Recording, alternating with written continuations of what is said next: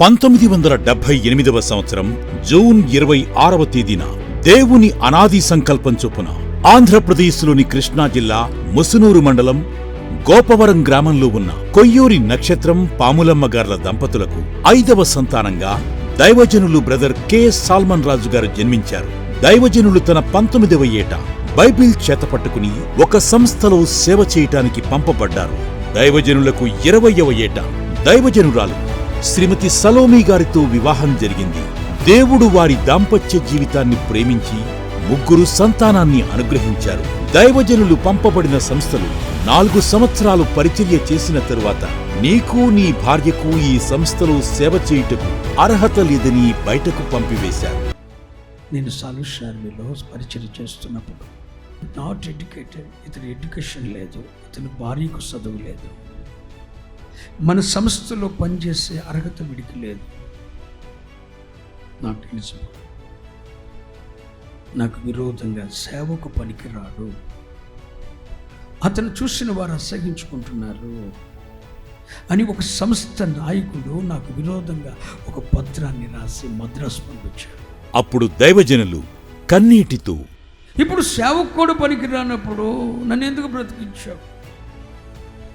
ఒక చిన్న గుడిచే, ఆ గుడిచిలో ఒక దీపం, ఆ దీపంలో కాంతిలో ఒక 10 మంది శ్వాసులు, ఓ చిన్న డ్రమ్ము, ఒక చిన్న కంజరిస్తే వాళ్ళకి బోధ చెప్పకుండా బ్రతికిపోతా. ఈ అవకాశం అయ్యా అని చెప్పి బ్రతుకుతానని 40 దినాలు ఉపవాస ప్రార్థన చేసి, నేను నిన్ను తూర్పు తట్టు, పడమర తట్టు, ఉత్తర తట్టు, దక్షిణ తట్టు వ్యాపింపచేయుదును. తల్లి గర్భమందు పిండముగా ఉండగానే నేను నిన్ను జనములకు ప్రవక్తగా నియమించితిని. నీ ద్వారా భూదిగంతముల పరిచర్య జరిగించదను అనే ప్రత్యక్షతలు. కొన్ని 100 ఎకరముల భూమి, ఇసుక రేణువుల వలె జనసమూహం, ఒక దైవజనుడు వారి మధ్య పరిచర్య చేస్తున్నాడు. అప్పుడు నేను, ప్రభువా, ఆ గొప్ప దైవజనుడు ఎవరు? ఆ సభలు ఎవరివి అని అడగ్గా దేవుని స్వరం, ఆ దైవజనుడు నీవే సాల్మన్. నేను నిన్ను భూదిగంతముల వరకు వ్యాపింపచేసి నీ ద్వారా ఆ గొప్ప పరిచర్య జరిగించదను అన్న స్వరం విన్న తరువాత 33వ రోజు నుండి 40వ రోజు వరకు 7 రోజులు దేవుని పాదముల చెంత అపోస్తులుల సేవా విధానం, ఉపదేశ క్రమమును నేర్చుకున్నారు. దైవజనుని ఎడల దేవుని అనాది సంకల్పం నెరవేర్చుటకు ఆంధ్రప్రదేశ్లోని పశ్చిమ గోదావరి జిల్లా పెదవేగి మండలంలోని ఒక మారుమూల గ్రామం, భయంకరమైన విగ్రహారాధన, పూజలు చేస్తున్న ప్రజలు నివసిస్తున్న గ్రామం జగన్నాథపురం. ఆ గ్రామంలో దైవజనులు పాదము మోపినప్పుడు నివసించుటకు నివాసము లేదు, ఆరాధించుటకు ఆరాధనా స్థలం లేదు. అప్పుడు దైవజనులు ప్రార్థించినప్పుడు దేవుడు ఒక స్థలమును చూపిస్తే అందరూ అది దెయ్యాల భూమి అన్నారు. ఎవరూ దానిని కొనరు అన్నారు. ఆ భూమిని కొనేందుకు కనీసం 1 రూపాయి కూడా దైవజనుని యొద్ద లేదు. దైవజనులు ప్రార్థన చేసి ఒక కుటుంబం యొక్క సహాయం ద్వారా కొంత ధనం అప్పు తీసుకుని ఆ స్థలమును కొన్నారు. ఆ స్థలంలో ఉన్న చింత చెట్టు కింద 4 కర్రలు పాతి పామాయిల్ ఆకులు వేసుకుని దైవజనులు, దైవజనురాలు, 4 విశ్వాసులతో ఈ పరిచర్యను ప్రారంభించారు. ఆ మందిరం పగలు ఎండకు, రాత్రి వానకు తడుస్తుండేది. ఆ మందిరంలో దైవజనులు 21 రోజులు ఉపవాస ప్రార్థనలు చేస్తున్నప్పుడు ఈ పరిచర్యలకు బెయేర్షెబా మినిస్ట్రీస్ అని నామకరణం ప్రభువు చేయమన్నారు. దేవుని అనాది సంకల్పం చొప్పున ఒంటరిగా ఆ గ్రామంలో అడుగుపెట్టిన దైవజనుడు ప్రతిరోజు మారుమూల గ్రామాలకు, పల్లెలకు, ఏ సేవకుడు వెళ్లని బీడుబారిన గ్రామాలకు, రోడ్లు లేని మారుమూల ప్రాంతాలకు కాలినడకన కొన్ని 100 కిలోమీటర్లు ప్రయాణిస్తూ సువార్త పత్రికలు పంచుతూ నశించిపోతున్న ఆత్మల కొరకు సువార్తను ప్రకటిస్తూ ఉండేవారు. ప్రతిరోజు రాత్రి సైకిల్ మీద 4 యవ్వనస్తులతో కలిసి సువార్త కూడికలు ఏర్పాటు చేసేవారు. రాత్రంతా సువార్తను ప్రకటిస్తూ రాత్రి 1 గంట లేదా 2 గంటలకు ఇంటికి వచ్చేవారు. రాత్రంతా పరిచర్య చేసి ఇంటికి వస్తే తినడానికి అన్నం లేక రాత్రంతా ఖాళీ కడుపుతో దైవజనుడు, దైవజనురాలు తన సంతానమును కౌగిట చేర్చుకుని రాత్రంతా ఖాళీ కడుపుతో కన్నీటితో ప్రార్థించేవారు. మరలా ఉదయాన్నే 4 గంటలకు స్తుతి ఆరాధన చేసి కరపత్రికలు చేతపట్టుకుని కాలినడకన పరిచర్య చేసేవారు. ఎన్నో కష్టాలు, కన్నీళ్లు, నిందలు, అవమానాలు, ఎన్నో ఇబ్బందులు, శోధనలు, సేవలో ఎంతో మంది నమ్మకద్రోహులు. ఇలాంటి పరిస్థితుల మధ్యలో ఈ సేవ నేను చేయలేను అనుకున్న రోజుల్లో నేను నీకు తోడైయుందును, పొంగే జలములు నిన్ను ఏమీ చెయ్యలేవు అంటూ దేవుడు ధైర్యపరిచినప్పుడు నా కృప నీకు చాలని, నా దయ నీపై ఉన్నదనే పాటను దైవజనులు ఆత్మచేత రాసి, నా దయ నీపై ఉన్నదని నా రచయిత నిన్ను భద్రపరచుకున్నానని, నా ఆత్మశక్తితో నింపి నడుపుచున్నానని, నాతో మాట్లాడిన మహోన్నతుడా, నన్నాదరించిన నజరేయ, నాతో మాట్లాడిన మహోన్నతుడా, నన్నాదరించిన. ఈ పాట ద్వారా అనేక మంది తెలుగు క్రైస్తవులు ఎంతగానో ఆదరించబడ్డారు. దైవ సేవకులు రచించిన ఇంకా అనేకమైన బెయేర్షెబా ఆధ్యాత్మిక గీతాల ద్వారా తెలుగు క్రైస్తవ సంఘాలు ఎంతగానో ఉజ్జీవించబడుచున్నవి. 2000 సంవత్సరంలో నవంబర్ 29వ తేదీన నలుగురితో ప్రారంభించబడిన బెయేర్షెబా మినిస్ట్రీస్ పరిచర్య దేవుని మహాకృప వలన విస్తరించడం ప్రారంభించబడింది. ఈ పరిచర్యలో పరిశుద్ధాత్మ దేవుడు దైవసేవకుని ప్రార్థన ద్వారా దయ్యపు శక్తులతోనూ మాంత్రిక శక్తులతోనూ పీడించబడుచున్నవారు విడుదల పొందుచు, కుదరని రోగముల చేత బాధపడుతున్నవారు స్వస్థపరచబడుచు, కిడ్నీ రోగముల నుండి, క్షయరోగముల నుండి, క్యాన్సర్ కణితుల నుండి స్వస్థత పొందేవారు. ఎన్నో అసాధారణమైన కార్యాలు జరుగుతుండగా, ప్రజలు వేల కొలదిగా వస్తుండగా పరిశుద్ధాత్మ దేవుడు వారిని స్వస్థపరచడం ద్వారా యేసుక్రీస్తు నిజమైన దేవుడిని విశ్వసించి వారి పాపములను ఒప్పుకుని బాప్తిస్మం పొందుతూ సంఘ సభ్యులుగా చేర్చబడ్డారు. దైవజనులు కాలినడకన అడుగుపెట్టిన ప్రతి స్థలమును దేవుడు ఆశీర్వదించి అక్కడ నుండి ఆత్మల పంట అనుగ్రహించాడు. దైవజనులు పాదము మోపిన ప్రతి స్థలము ఆశీర్వదించబడటం, ఆ స్థలమందు దెయ్యపు శక్తుల నుండి విడిపింపబడుట చూచిన ప్రజలు కుల, మత, ఆచారములను, కట్టుబాట్లను విడిచిపెట్టి సంఘంలో చేర్చబడ్డారు.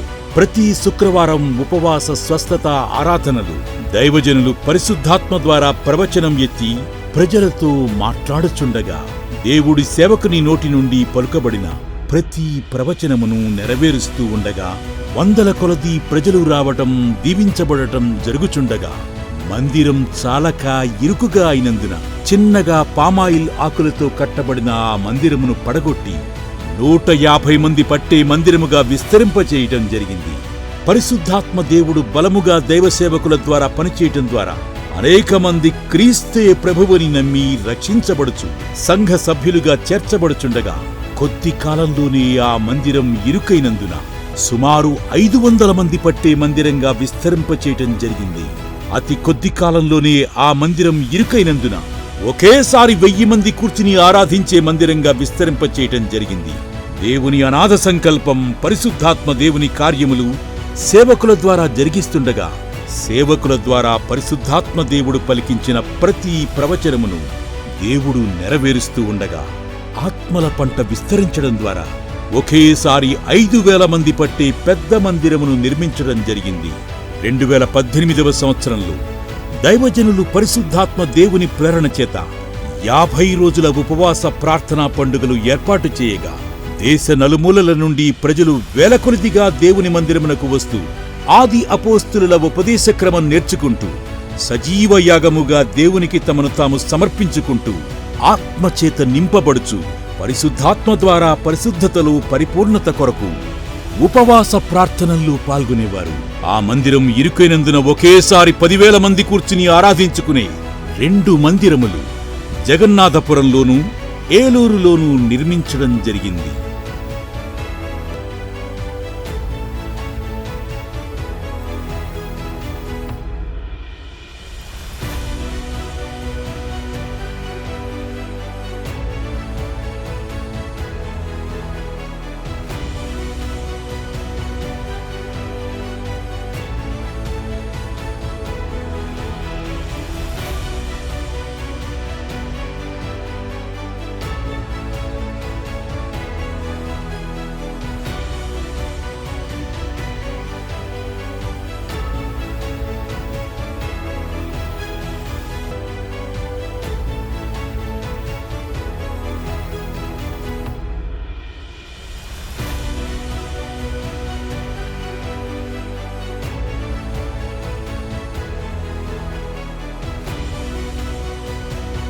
ప్రభువు మహాకృప వలన 25 సంవత్సరాలు బెయేర్షెబా మినిస్ట్రీస్ పరిచర్యలకు ప్రపంచ నలుమూలలా లక్షల కొలది ఆత్మలను అనేకమైన బ్రాంచి సంఘాలను కలిగి జిల్లాలోనూ రాష్ట్రంలోనూ పలు గ్రామాలలో బెయేర్షెబా మినిస్ట్రీస్ విశ్వాసులు విస్తరించినట్లు చేయుట దేవుని అనాది సంకల్పం. అంతేకాకుండా ప్రతిరోజు దైవజనులు ఆత్మల భారం కలిగి భూదిగంతముల సువార్తను ప్రకటించాలని రాత్రనక పగలనక కొన్ని వందల వేల కిలోమీటర్లు ప్రయాణిస్తూ సువార్తను ప్రకటించడం జరుగుతుంది. దేవుని కృప వలన ఆంధ్ర, తెలంగాణ రాష్ట్రాలు సుమారు 28,000 మందికి పైగా బాప్తిస్మములు ఇవ్వడం దేవుని అనాది సంకల్పం. ప్రతి సంవత్సరం బెయేర్షెబా మినిస్ట్రీస్ పరిచర్యల ద్వారా నూతన సంఘ నిర్మాణాలు జరుగుట ద్వారా అనేక ఆత్మలు రక్షింపబడుట దేవుని మహాకృప. బెయేర్షెబా మినిస్ట్రీస్ పరిచర్య ద్వారా ప్రతి గ్రామమునకు, పల్లెలకు, ప్రతి వాడకు సువార్త అందించాలని తాపత్రయంతో, సువార్త దండయాత్ర అనే నినాదంతో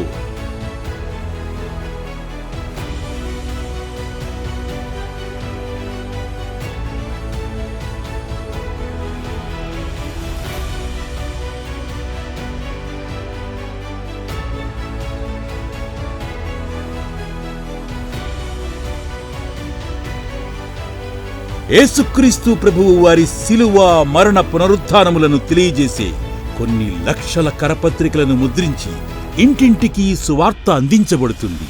అదేవిధంగా కడవరి కాల ఉజ్జీవముతో కొన్ని లక్షల రూపాయల వ్యయంతో పట్టణాల్లో పరిశుద్ధాత్మని ప్రసన్నతా వేడుకల ద్వారా, గ్రామములలో గ్రామీణ సత్య సువార్త కూడికల ద్వారా సువార్త ప్రకటన చేయబడుతోంది.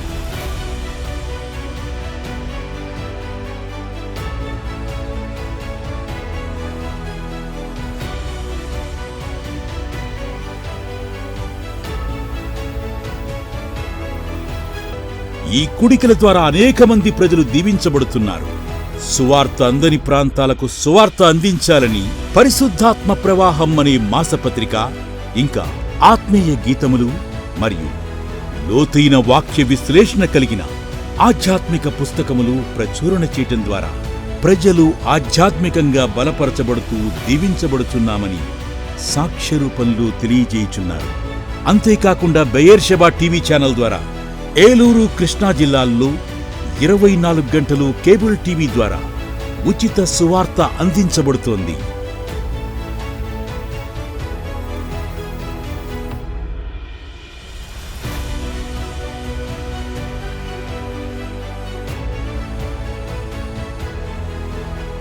అనుదినము వాట్సాప్ ద్వారా కొన్ని లక్షల మందికి అనుదిన వాక్య ధ్యానం అందించబడుతోంది. బెయేర్షెబా మినిస్ట్రీస్ బైబిల్ సెమినార్ ద్వారా ప్రతి సంవత్సరం అనేక రాష్ట్రాల నుండి, ప్రాంతాల నుండి విద్యార్థులు తర్ఫీదు పొంది ఆది అపోస్తులుల ఉపదేశక్రమం నేర్చుకుంటూ సేవకులుగా తీర్చిదిద్దబడుచున్నారు. బెయేర్షెబా మినిస్ట్రీస్ పరిచర్య ద్వారా VBS తరగతుల్లో వందల మంది చిన్న బిడ్డలు పాల్గొని యేసుక్రీస్తు ప్రభువు వారిని తెలుసుకుని ఆత్మీయంగా ఎదుగుచున్నారు. బెయేర్షెబా మినిస్ట్రీస్ ద్వారా ప్రతి సంవత్సరం జరుగుతున్న సేవకుల కూడికలు కొన్ని వందల మంది దైవజనులు పాల్గొని పరిచర్యలో ఎదురయ్యే పోరాటాలను, శ్రమలను, నిందలను ఏ విధంగా తట్టుకోవాలో, ఆది అపోస్తులుల ఉపదేశ క్రమంలో ఏ విధంగా సేవ చేయాలో దైవజనుల సేవా అనుభవంలో నుండి నేర్చుకుంటూ బలపరచబడుతూ సంఘములను ఉజ్జీవింపజేయుచూ ఆదరించబడుతూ సేవలో ముందుకు సాగుతున్నారు. అంతేకాకుండా ప్రతి సంవత్సరం జరుగుతున్న యవనస్తుల కూడికలు వందల మంది యవన బిడ్డలు పాల్గొని పాపము నుండి, లోకము నుండి వేరు చేయబడుతూ ఆత్మీయంగా బలపరచబడుచు దేవునిలో ఎదుగుతున్నారు. వీటితో పాటు తోటి సేవకులకు, విధవరాండ్రకు, అనాథలకు, నిరుపేదలకు కనీస అవసరతలు లేని అనేక మందికి బెయేర్షెబా మినిస్ట్రీస్ పరిచర్యల ద్వారా సహాయం అందించబడుతోంది. పిలిచిన దేవుడు నమ్మదగినవాడు కనుక ఈ 25 సంవత్సరాల సేవలు అనేక శ్రమల్లో, కష్టాల్లో, నిందల్లో, పేదరికంలో, ప్రతికూలతల్లో, అనారోగ్య పరిస్థితుల్లో, నమ్మక ద్రోహుల మధ్య అననుకూలమైన సమయాల్లో ఎవరి వైపు చెయ్యి చాపకుండా 50 మంది పట్టే మందిరంతో ప్రారంభించబడిన ఈ పరిచర్య ఈనాడు 10,000 మందికి పైగా పట్టే మందిరములుగాను, అనేక బ్రాంచ్ సంఘాలను, సేవకులను కలిగి భూదిగంతముల వరకు విస్తరించడం అనేది దైవజనుని అచంచలమైన విశ్వాసమునకు, కన్నీటి ప్రార్థనకు నిదర్శనం. ఈ పరిచర్యను, సేవకుని కుటుంబాన్ని భూమి మీద లేకుండా చేయాలని నిందలు మోపిన వారి మధ్యనే, హేళన చేసిన వారి మధ్యనే ఈనాడు 25వ రజతోత్సవ వేడుక జరుపుకోవడం అనేది ఇది దేవుని మహాకృపకు నిదర్శనం. ఈ పరిచర్యను శిలువ చేత విజయోత్సవంతో ఊరేగించుచున్న దేవునికి స్తోత్రము, ఘనత, మహిమ, ప్రభావములు చెల్లునుగాక.